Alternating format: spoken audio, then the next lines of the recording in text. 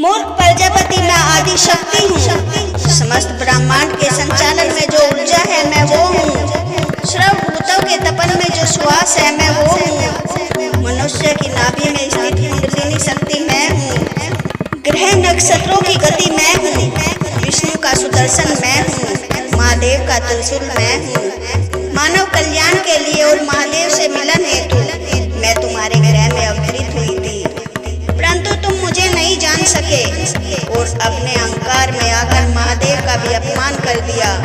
मैं इसी क्षण तुम्हारा वध कर सकती हूँ, किंतु तुम इस देह के पिता हो। इस देह में पितृ हत्या का पाप करके मैं कर्म के बंधन में नहीं बन सकती। ना ही मैं किसी की पुत्री हूँ और ना ही किसी की बहन। मेरा इस संसार से कोई नाता नहीं है। इस संसार से जुड़े सभी संबंधों का मैं परित्याग करती हूँ।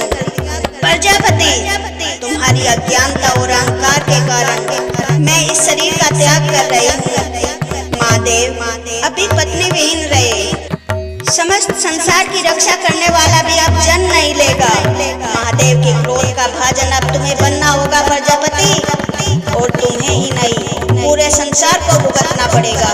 तुम्हारे इस दुष्कर्म का परिणाम। इस देह को जन्म देने वाली माता परशुति को मेरा प्रणाम और इस शरीर के सभी संबंधियों को मेरा अंतिम प्रणाम। हे महादेव, आपको प्रणाम करते हुए मैं अपनी इस देह को अपने योग और श्याम की ऊर्जा से भस्मीभूत करती हूँ। और तभी के तभी माता सती अपने योग और अपनी श्याम की ऊर्जा से भस्मीभूत हो जाती है।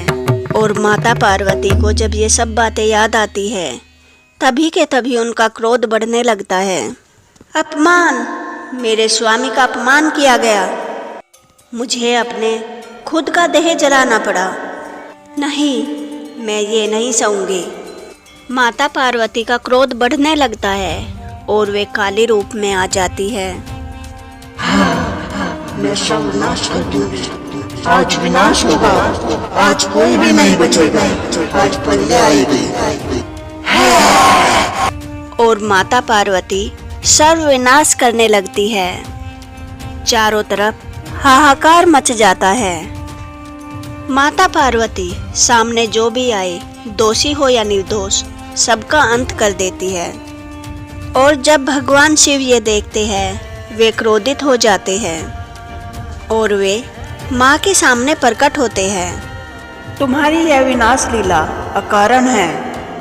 सती की मृत्यु अवश्य ही दर्दनाक थी, परंतु उसके दोषियों को सजा मिल चुकी है।